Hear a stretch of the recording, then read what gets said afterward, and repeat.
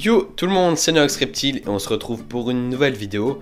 Donc une petite vidéo histoire de vous montrer la nouvelle déco du Flexarium de Scar. Et de vous montrer un petit système bien sympa quand, comme moi, on n'a pas prévu de filtration d'eau au niveau du bac de fond.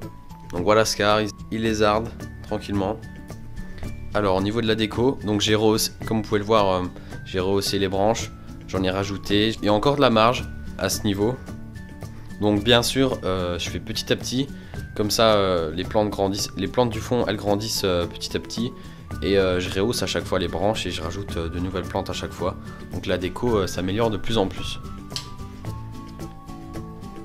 Donc le voici.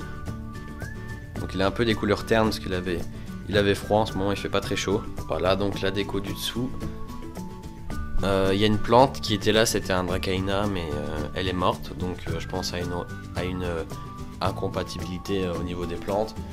Mais je pense aussi qu'elle était très serrée au niveau du grillage dans le coin. Elle avait pas trop de lumière. Mais sinon toutes les autres se développent très bien. Donc voilà le fond, il y a un peu des mues, donc vous voyez le fond c'est un peu un compost. Et il y a des colomboles qui se développent, si je me trompe pas c'est ça le nom. Donc ça ce sont des petits animaux qui dégradent la matière organique du fond, qui permettent de recycler tout ça. Donc c'est très bien, ça permet de créer une petite faune en dessous, puis un système de recyclage. Donc voilà le petit système quand on a trop d'eau au niveau du bac de fond. C'est une bouteille que j'ai percée, je l'ai enfoncée dans le substrat jusqu'au fond et j'ai inséré une petite pompe. Donc je vais vous montrer ça plus en détail. Voilà, on voit pas très bien, mais en gros c'est une petite pompe. Le tuyau par de là. Et il va dans une autre grosse bouteille pour recycler l'eau. Sinon comme plante, j'ai rajouté un pothos que j'ai mis de façon à ce qu'il pende en fait. Et à garnir un peu le dessus. Et j'ai rajouté une fougère à corne de cerf, c'est comme ça que ça s'appelle. Donc pour bien accrocher les branches entre elles et à votre Flexarium pour pas qu'il y ait de risque avec votre caméléon, donc il y a une technique qui est très simple, c'est de percer des trous dans les branches et ainsi de passer des riselants, c'est comme ça s'appelle, ou des colliers, des choses en plastique, et de brûler le bout que vous avez coupé parce qu'il peut être un peu tranchant pour votre caméléon.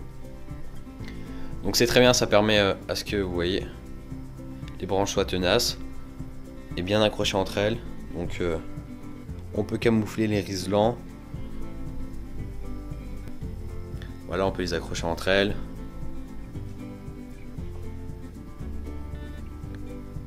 Donc voici pour la déco. Donc je pense rajouter d'autres plantes bien entendu. Je pense mettre des turbonéons aussi.